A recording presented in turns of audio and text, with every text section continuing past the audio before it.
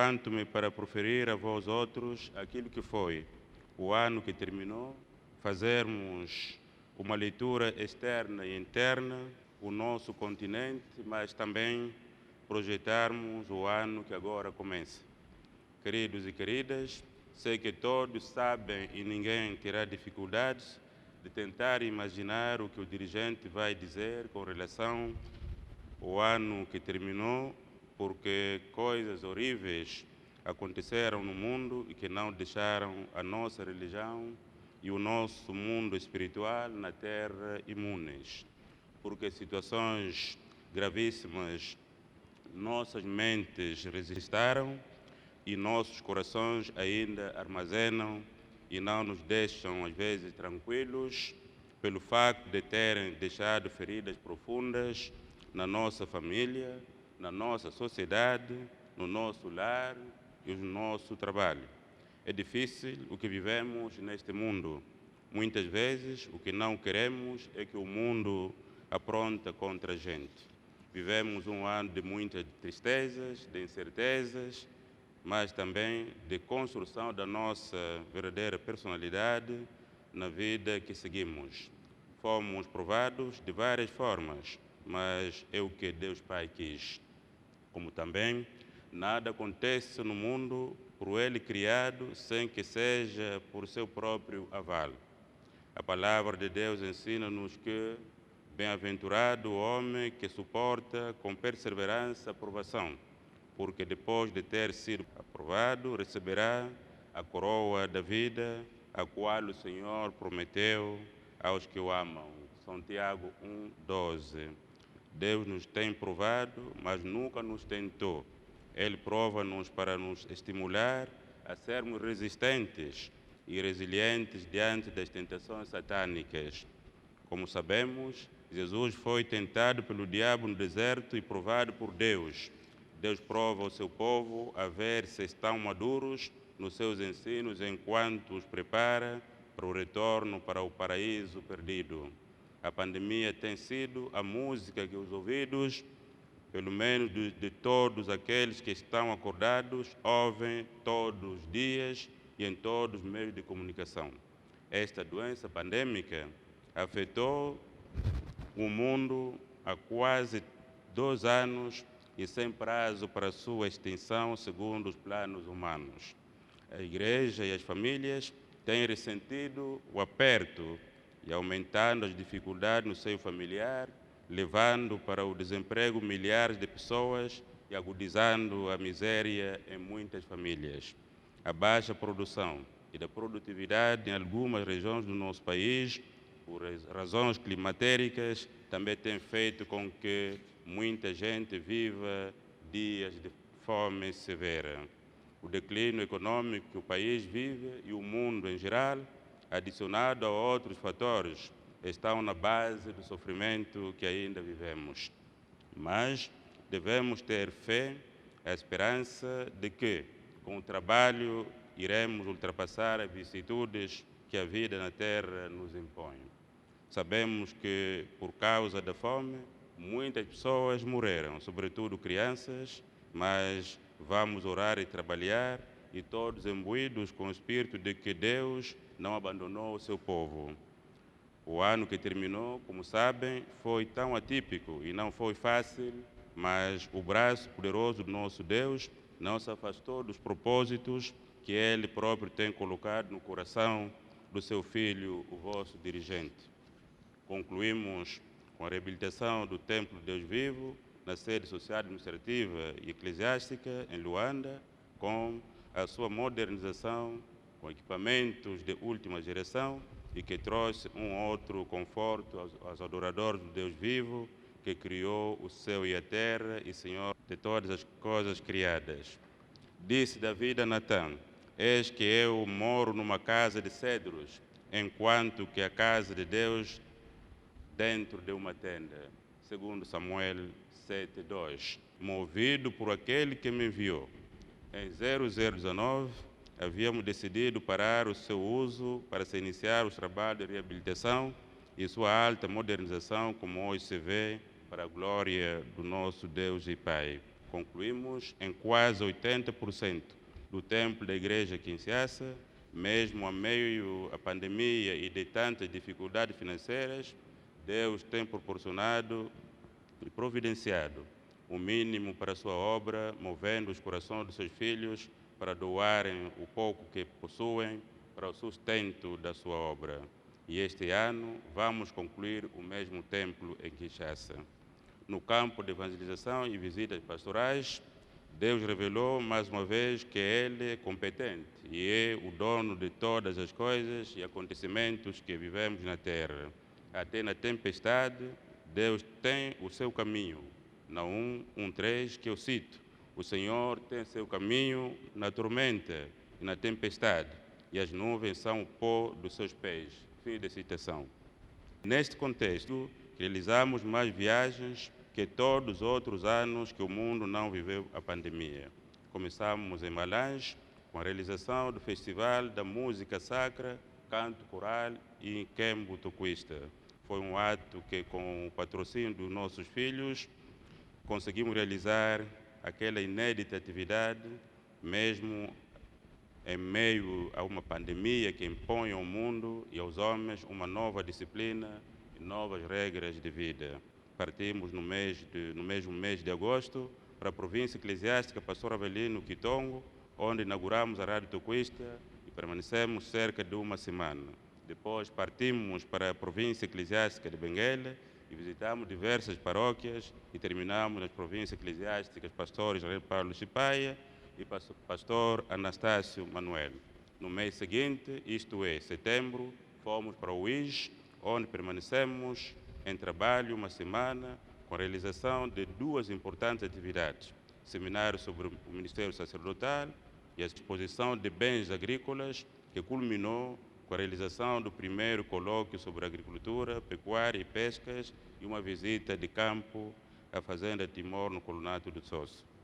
No mês de dezembro, realizamos a última visita pastoral no Zaire, no município do Soio, realizando a eclesiástica pastor T. Afonso Botais.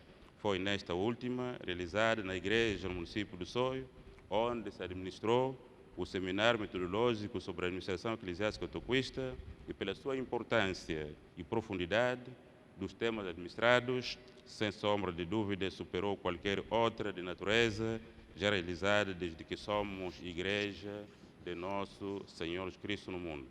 Foram 14 temas debatidos e aprendidos durante 3 dias, de 2 a 4 de dezembro, e que culminou com um culto dominical, numa demonstração clara de que nossos quadros gestores estão a ganhar a performance que se pretende para a igreja, que vai se inserindo em meios que não eram os habituais na sua tradição.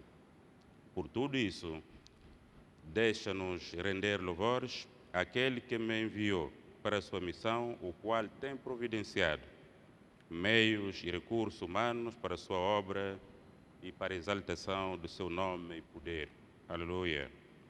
No quadro do crescimento e expansão da igreja, apesar do momento que o mundo atravessa, os resultados, sobretudo em Angola e alguns países africanos, são animadores, os quais devemos trabalhar para que, se Deus Pai quiser, possam ser melhorados no ano que começa, porque a nossa missão é granjear cada vez mais ovelhas para o curral de Cristo no mundo, enquanto aguardamos a vinda gloriosa do Filho do Homem, o qual irá recompensar o trabalho de cada um e nos fazer descansar na sua pátria celeste.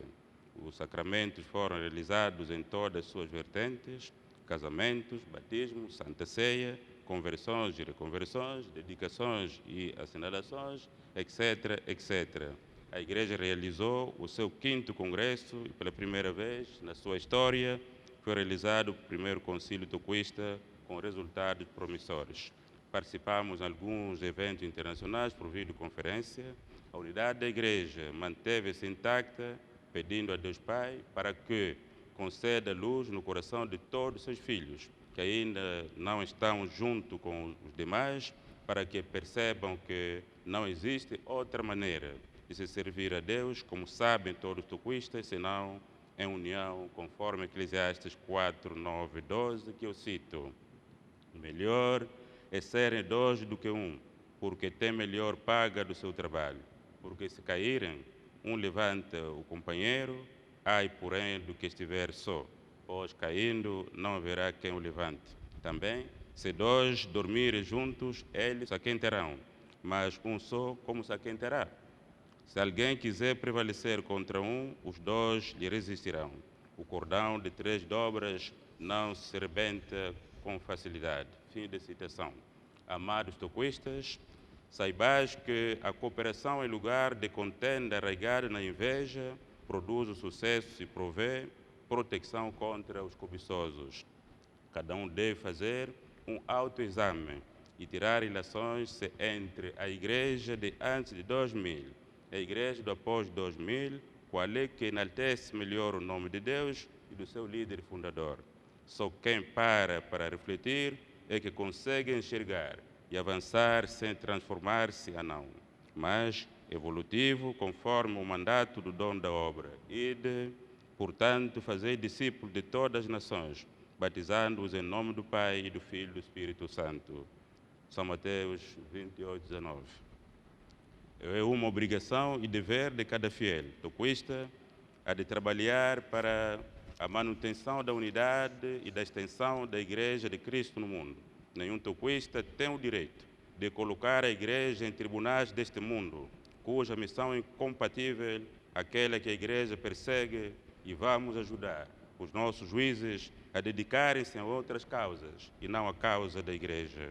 É tempo de olhar para trás e cada um enxergar o que é de bom e do melhor que já fez para a obra de Deus, sendo que todos têm a obrigação de trabalhar para se vingar do sangue derramado de vários toquistas inocentes e, em especial, o sangue do Filho do Homem. As nossas relações com o governo de Angola continuam no mesmo nível, são boas e excelentes. Vamos continuar a trabalhar para que sejam cada vez mais melhores, sendo a igreja daqui deve continuar a construir pontes com quem governa o país.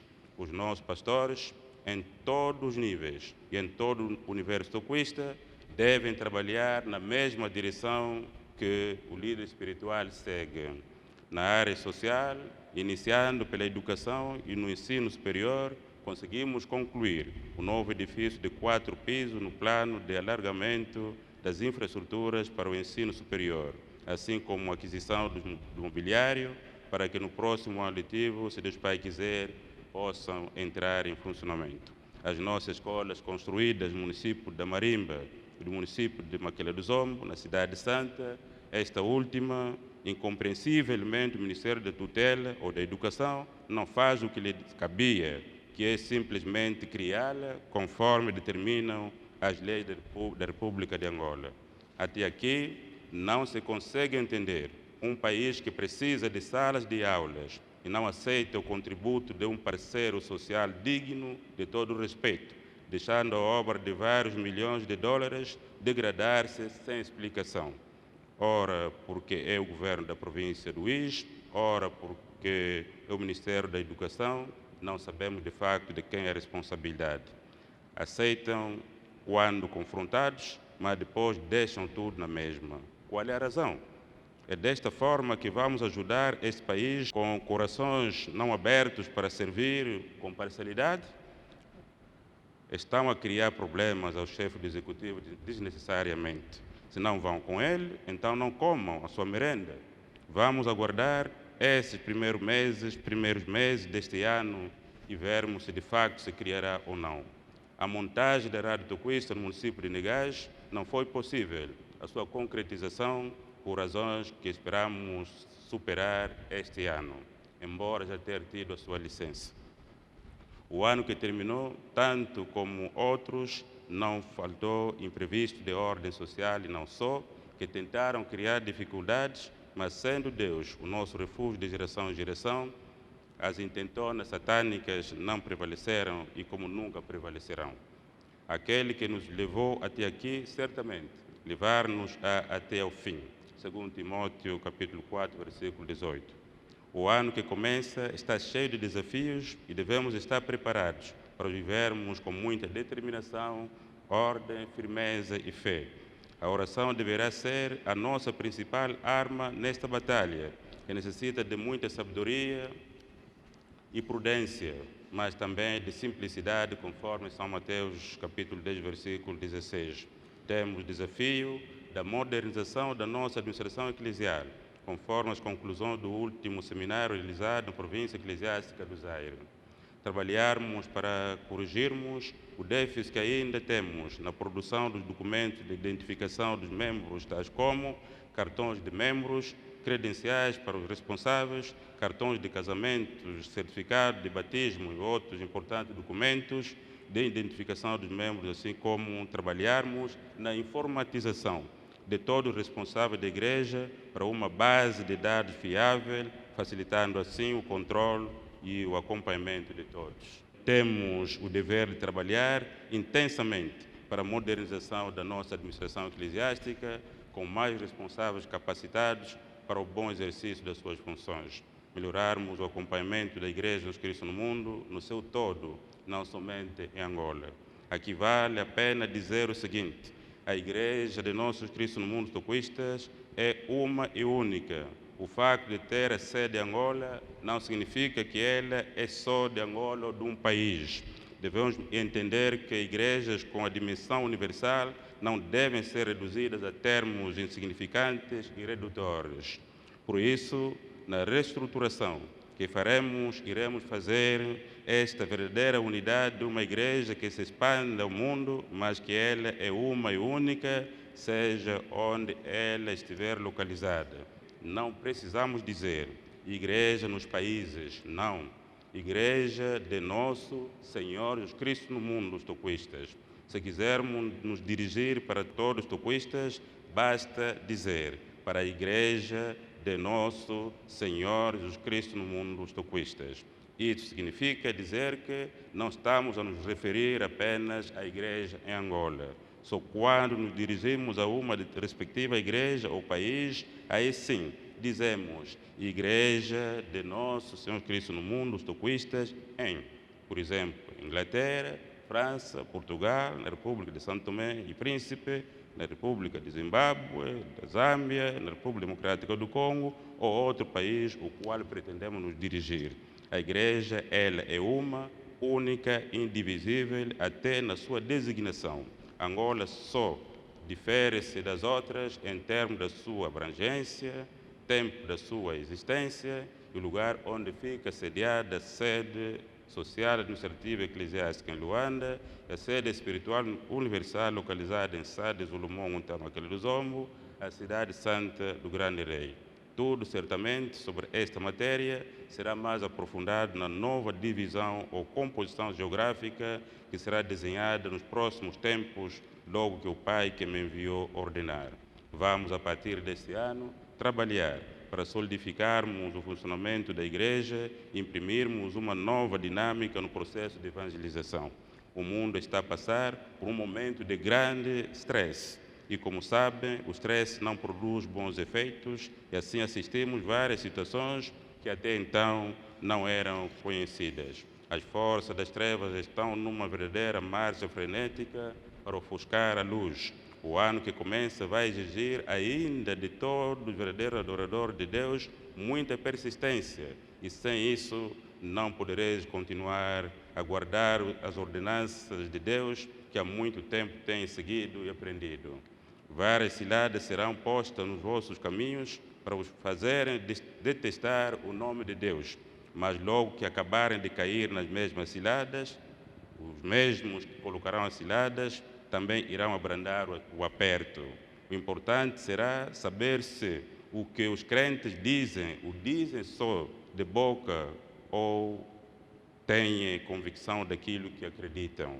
Deus usou Faraó, endurecendo-lhe o coração, sem saber que estava para se cumprir nele o grande propósito de Deus. Citamos: endurecerei o coração de Faraó para que os persiga. Serei glorificado em Faraó e em todo o seu exército. E saberão os egípcios que eu sou o Senhor. Eles assim fizeram. Êxodo 14, 4. Assim usará e está a usar muita gente com autoridade ligada neste mundo, agindo de forma às vezes desumana, só para fazer cumprir neles o que está para acontecer. Para que o povo eleito de Deus possa sair vencedor, importa que guarde os mandamentos da lei de Deus e reforce o amor entre os filhos de Deus. O momento é de não guardar cada um a seu próximo rancor. Se alguém tem problemas com seu irmão ou irmã, procure reconciliar-se com ele agora mesmo.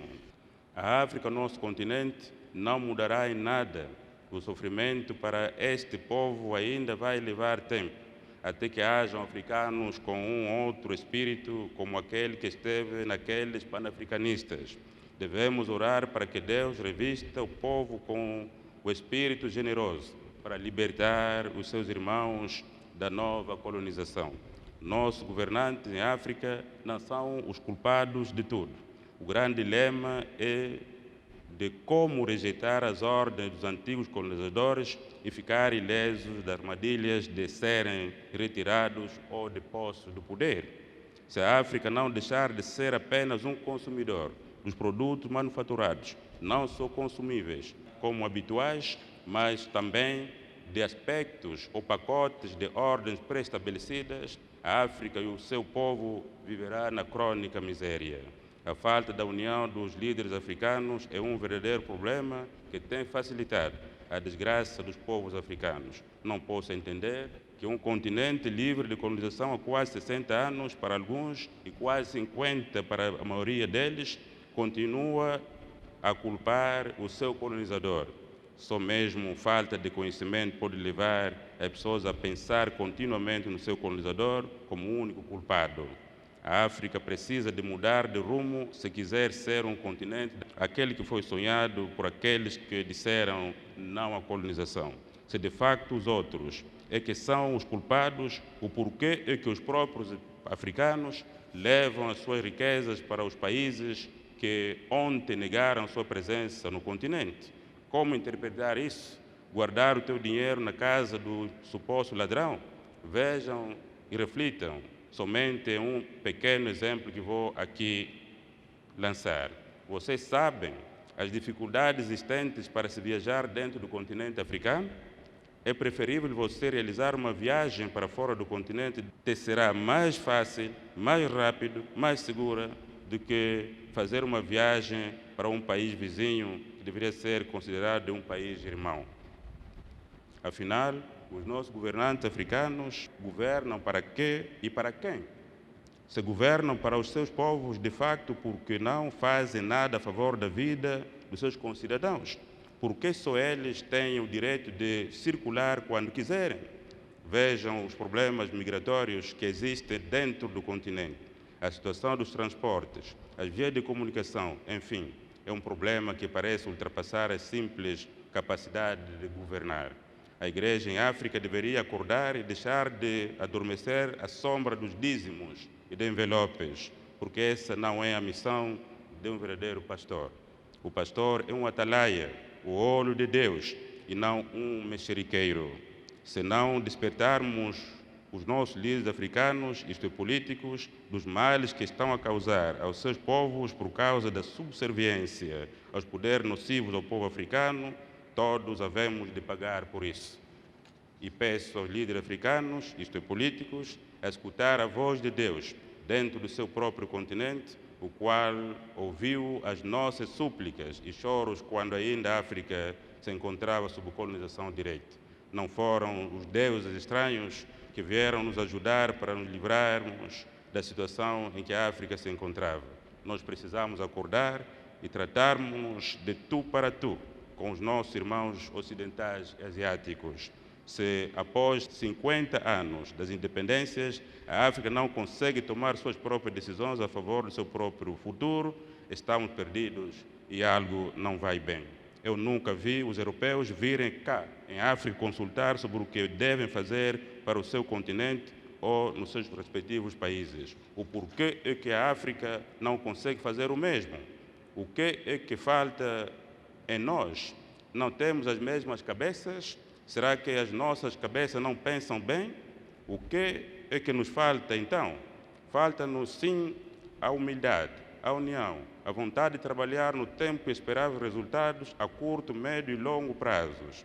O facto de estranharmos sempre com os países dos outros, das suas cidades, e de lá quisermos construir os falsos impérios que não podem ser construídos no continente, que é o dono das suas riquezas, revela a nossa pequenez em termos de conhecimento e amor pelo nosso próprio continente. O famoso feticismo africano faz o quê para o seu povo? Eu repito, o famoso feticismo africano faz o quê para o seu povo? Zero. O que os nossos feiticeiros fazem para este continente? Nada. Nem sequer uma sala de aula para favorecer a educação dos seus povos. Falo com muita tristeza e não posso deixar de lamentar sobre esses factos reais da nossa gente. Meus queridos, se os nossos precursores não tivessem a confiança e a coragem, determinação do verdadeiro Deus, a África não alcançaria as ditas independências. Eles não hesitaram, mesmo sendo acusados de falsos profetas, por procurarem o bem para os seus povos que estavam na opressão, não hesitaram. Se hoje todos hesitam e têm medo de dizer o que devem dizer para cuidar das suas vidas, eu pergunto, será que na mesma não morrem? Não morrerão? É triste morrer como covarde. Eu repito, é triste morrer como covarde. Só assim surgiram movimentos para a libertação da África, então colonizada, porque homens honestos, com a Bíblia na mão, inspirados pelo Espírito Santo, levantaram suas vozes e abriram os olhos dos povos então adormecidos às trevas, raiando sobre eles uma grande luz, e aos que viviam na região da sombra da morte, resplandeceu-lhes a luz. Os nossos atuais políticos não podem nos trair, senão Deus Pai também os vai trair. Não podem nos trair.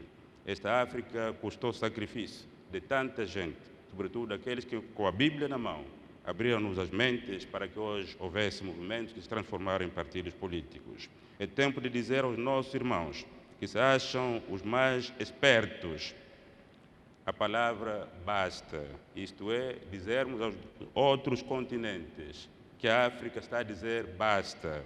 Devemos usar o que temos. Falo dos nossos melhores filhos que Deus já tem dado a oportunidade de verem mais distante que os outros, sem deixarmos de lado aqueles que, mesmo sendo de lá ou de outros continentes, mas mostram-se sempre humanos a favor de outros humanos em um continente que clama pelo socorro dos homens e mulheres de bem. Vamos deixar os charlatãos seguirem o seu caminho, mas nós devemos fazer o que Deus Pai mandou-nos fazer, libertar os cativos e pôr em liberdade os algemados e apregoar o ano aceitável do Senhor e o dia da vingança do nosso Deus e consolar todos os que choram. Isaías 61, 2. Se a palavra de Deus não libertar aqueles pelos quais é dirigida, deve ser desconfiada e abandonada, porque Deus nunca amou o sofrimento do seu povo.